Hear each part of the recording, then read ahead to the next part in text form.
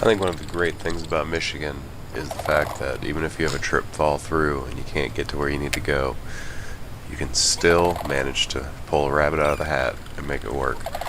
This trip was something that actually happened because one trip failed and another trip failed.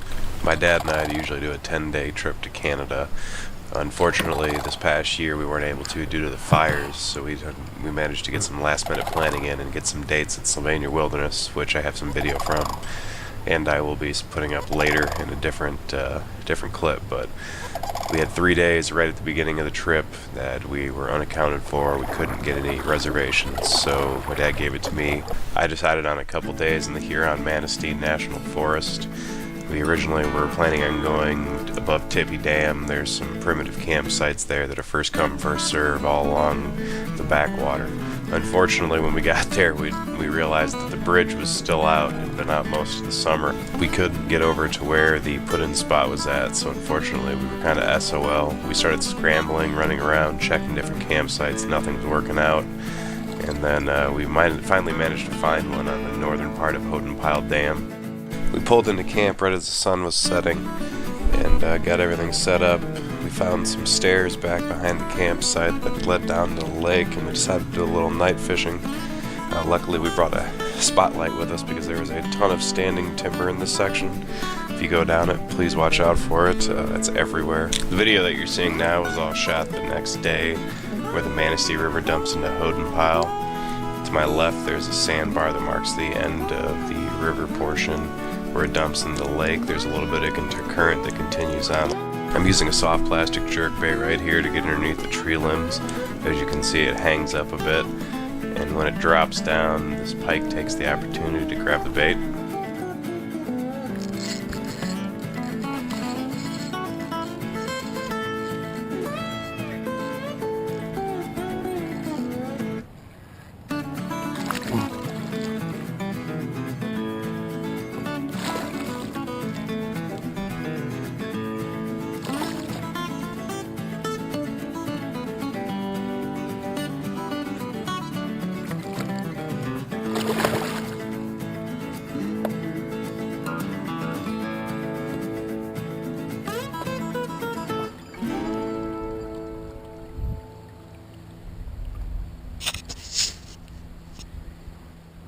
I got some mushrooms over there.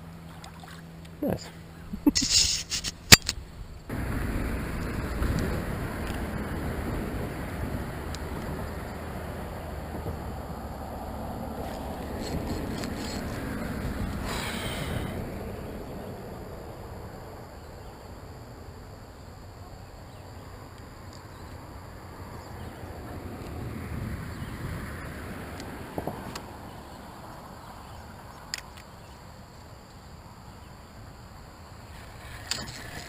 Oh yeah.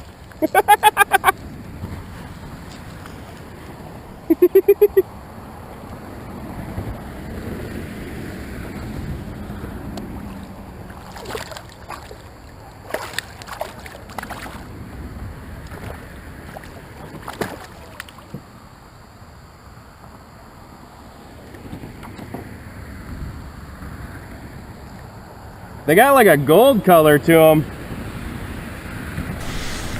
So every river fisherman knows what's going on here. Any kind of current break you can find in a river, especially something as big as a bridge that causes this much slack water, is something you're going to want to focus on. I'm just throwing a swim bait right behind the pylon or right to the side of it and trying to let it get as close to the ticking on the bottom as I possibly can. And you'll see a good fish. Best one of the trip coming up here.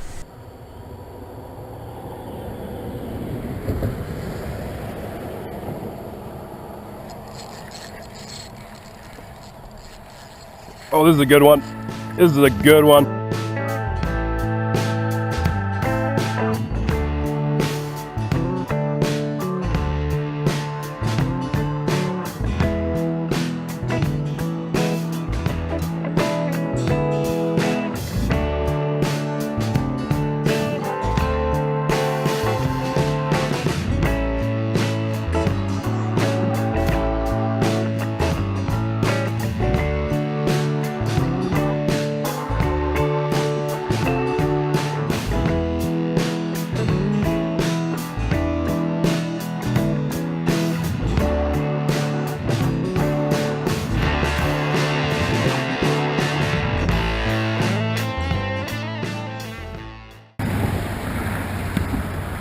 set?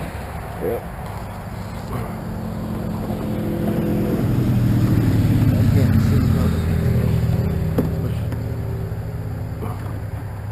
Alright, there, I can see you. That's a nice fish. That's smallmouth? Wow. That's huge.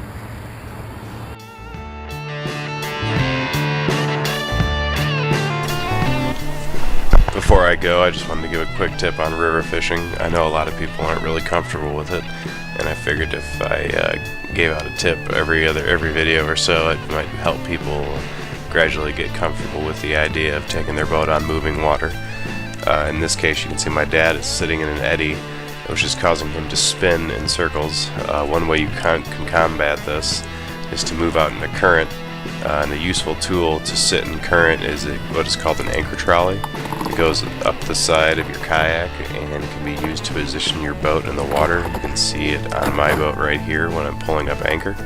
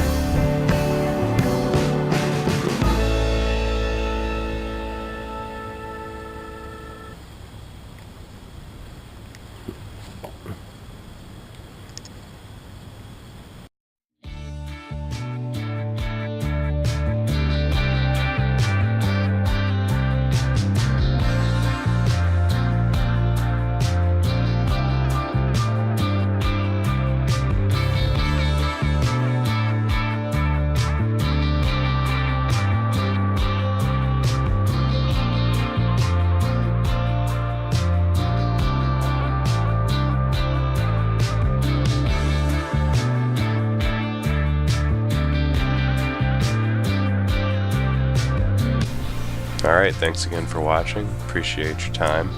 At the end of the video there will be some stills of the end of the trip and as well as some fish. Any comments or suggestions, please put them down below. Otherwise, hope you have a great day.